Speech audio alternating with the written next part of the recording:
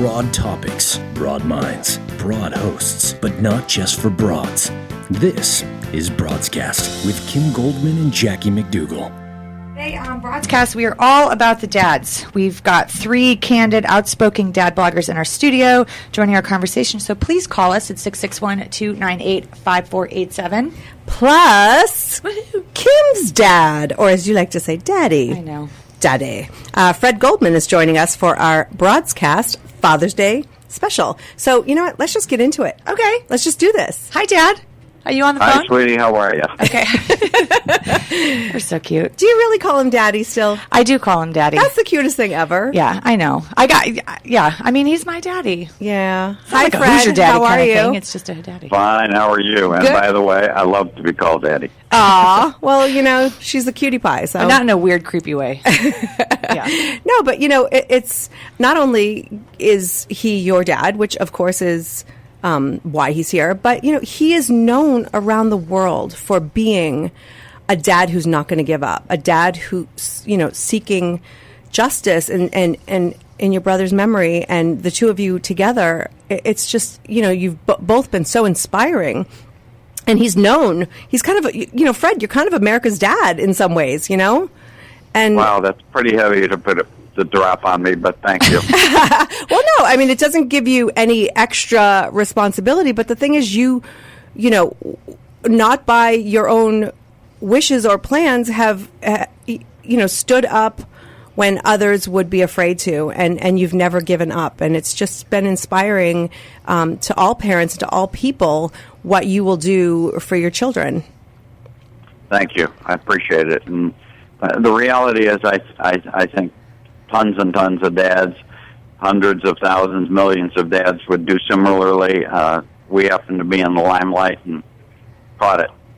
You know, but Dad, I think, you know, I was speaking last night to a group of women, and one of them asked me about Sam, and you know, I said one of the things that I learned from you, regardless of what happened to Ron, is that you really taught me about family and loyalty and commitment. And I, without getting too personal, I know that your relationship with my grandfather wasn't so great growing up. How did you know how to do it differently than what your dad did with you? It's funny you should use those terms. I guess in some ways I made a decision at some point that I was going to do the reverse of what occurred with my dad. So that's what I did, and it seemed much more natural and seemed certainly much better, and to do it in a loving, caring way. I mean, you know, you were a single dad, you know, back in the 70s, and you know, and continued on being that. And before it was, you know, single dads now, they have a lot more resources, I think, and a lot more awareness. And you know, was it takes a village, or did you feel like you were on your own? And how did you handle that? It was strange because back in those days, so to speak, it was unusual for a man to have custody of his kids. I was very fortunate and very lucky to have that happen.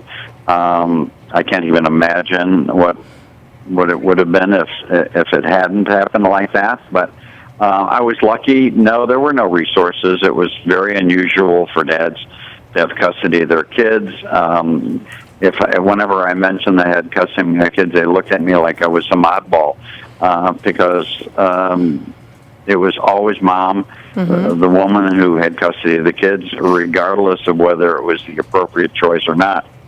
Well, and you were a working dad, and you know, I joke about this in my book that we had housekeepers. That was the old-fashioned way of saying nanny. Right. But you did in some way have people to help. I mean, you had to pay for it. But I mean, I have to tell you, Dad, that I know you hate when I thank you for being the dad that you were to Ron and I, because you always say that you didn't have a choice, but I absolutely think that you did. You fought super hard to have Ron and I in your full custody. So I appreciate that. And I know how hard you work, and I never felt like I got shortchanged at all. So, but I have one quick question. You said you brought up something over the weekend about double standards with Ron and I, and you said they didn't exist until what happened? And we have 2 minutes, so talk no fast, double Papa. standards until the day you, my sweet daughter, came to me and told me that you thought you needed a bra. So it's the And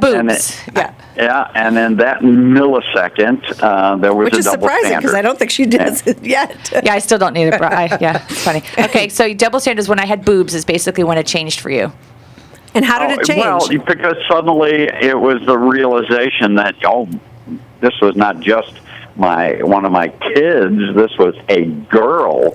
And, all the rules suddenly changed, became much more protective, aware that there was all these boys hanging around, lecherous little kids. So I had to protect my daughter from all those little animals, and so suddenly it was a double standard. Did you let Ron get away with stuff that Kim could never? I don't know about get away. Yes. No, I don't think so. I think the basic rules were the same. Tell the truth, do the right thing. If you get in trouble, fess up, etc. And those rules were the same for everybody. Yeah. Dad, we joke about living in a different house sometimes with what I remember and what you remember, and it's all about perception. But one thing that does not get lost on me is that, and I asked you this when Sam was born, but you created a very safe space for Ron and I to truly tell you whatever was going on with us. We feared you appropriately because you were the strict disciplinarian, but you also just opened up dialogue and communication and conversation about anything, and I always felt incredibly safe. So I don't know how you managed to do all that, but thank you for doing that for Ron and I. And I'm being given the cue to go to break, so I just want to tell you that you are my most favorite person, and the impact that you have left on my life and Ron's life is a legacy that I get to teach to Sam. And so thank you for all the gifts that you give to me in my 43 years. So happy Father's Day, Daddy. And thank you, sweetheart. It was easy to be loving and caring to two great kids. Okay, Dad. You got me all choked up. Okay, no, we gotta go, Dad. I'll talk to you later. I love you. Happy Father's Day, Fred. Thank you so much. Thank you. Okay. When we come back, it's a dad invasion when 3 popular dad bloggers join us in the studio. We're taking your calls, 661-298-5487. Welcome back. We're taking your calls, 661-298-5487. We're sharing a mic today. It's very I feel like we should... Whoa. Feels like a little flash, like something. It just got awkward. I'm sorry. Yeah, Lots of testosterone in here. That's weird. Wow. Sorry. Okay. It just got awesome. It's a little dad invasion happening here. All right, we've got some very, very cool guys, and I say that because they're sitting here. Andy from howtobeadad.com. Hello. You and Charlie are like taking the interwebs by storm. Yeah, there's a lot of storms and acts of God. And Wit Honey, and it's not Honia for the rest of you who, like me, who thought it was. That's right. And I think that your blog is perfect because it's the Honey Express, and so I'll never forget again. It's clever once you know how to pronounce it. Exactly. And David Vienna, also known as the Daddy Complex. Yes, that's me. Yeah, and we have to, before we do anything, get into the name of your book without saying the name of your book in its entirety. Yeah. What is that?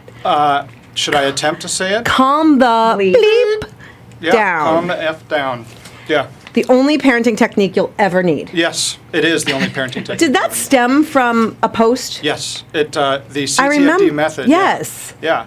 It went a little crazy, and so we turned it into a book. The CTFD method. Yeah. So when all heck breaks loose in life, that's the method. Yeah, I mean, it really can be applied to anything, but especially parenting. Yes, I You love know. it. I love it. I brought a copy for you, too. You did? Yeah. Are you going to sign it and everything? I can. Look, so we're on the read the whole YouTubes thing. up there too. So, Read the whole thing. Yeah, I was I going to don't say. know if you're going to show the cover because, I don't know well, we who's can't on watching. YouTube because All there's right. no. Yeah, I'll have to walk over to that camera. Look at that. That's awesome. Thank you. Sure. Hey, so you guys are all bloggers, social media stars. How do you go from like I'm just living my life, doing my job, got married? You're all married. Mm-hmm. Have kids, and suddenly you're. How'd you know doing you had a this. voice as being. But how did you even know to go for it? Nobody can shut me up. I was already doing it. I would have been doing it. Or actually, that's how Charlie found me, was because I was going crazy on Facebook, and he was like, wow, look at this spaz. Maybe I could get him to do it for me. No. How do I get that guy to make me money? No, but actually, it's true. He saw me sort of like, I guess, what people would call microblogging, and also saw all of my Photoshop skills because I do stuff for my kids. And it That's was skills like, with a Z, by the way. Yeah, exactly. To pay the bills, without the Z. Right? Just the plain old regular bills. Were you blogging before about parenting, or? Oh, no. And actually, when he approached me and said, "Hey, let's do a dad blog," I was like, "What's that?" And then he showed me, and I was like, "No." And he said, Charlie "No." can be persuasive. Well, no. What he did, he sold me perfectly. He said, "We're not going to do that. We're not going to do it like this. So we would do it differently."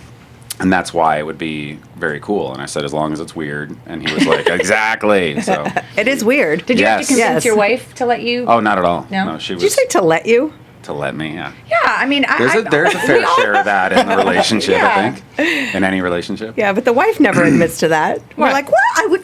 He doesn't need my permission. I think her You know? total lack of familiarity with what a blog is, kind of like, it was like, oh, you're doing this thing with this guy, Right. okay. Right. Have Like fun, fishing, sweetie. except not as manly. So you were working a regular job and doing your Yeah. thing, and so do you still have that going on and the blog and all of that? Like, Yeah. when do you sleep? Don't. That's why I have a 32-ounce iced Americano right here. Well, I know they should totally sponsor us. And so, what about you? I mean, you were married with the kids when this happened for you too, Whit? Yeah, I started a blog basically because for myself and for my family to kind of keep them up to speed on what was happening. I'm moving around. You could Sharing of the mic. Yeah. As a very personal thing, and then the audience kind of built up around that because there wasn't a blogging community, parenting community, especially for dads. Yeah. When I started, I've been doing it for over a decade. Wow. And things started to come around, and all of a sudden I found myself doing it for other bigger sites as a job, and I was able to leave my day job and apply myself to that full time. That's what I've been doing for a decade, which is why my site doesn't have very much on it because I write everywhere else. Yeah. Right. Yeah, we found that with us too.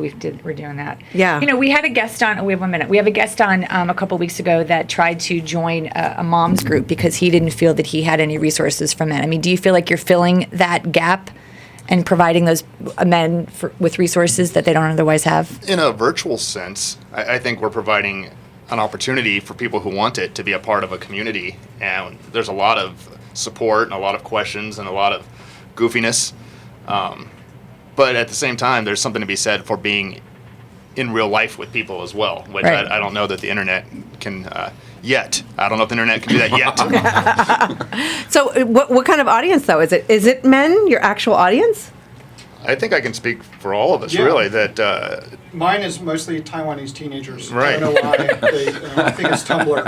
Okay, K-pop. I have to say this because we were talking before of how when you don't know, it's like we were talking about before. I was giving a background on us, and and how you bring topics up, not knowing the background of. My daughter's from Taiwan, Maybe she reads my blog.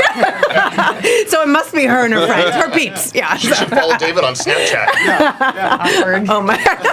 Full circle, people. All right. So we will be right back. Please stay tuned. 661-298-5487. You're listening to Broadscast.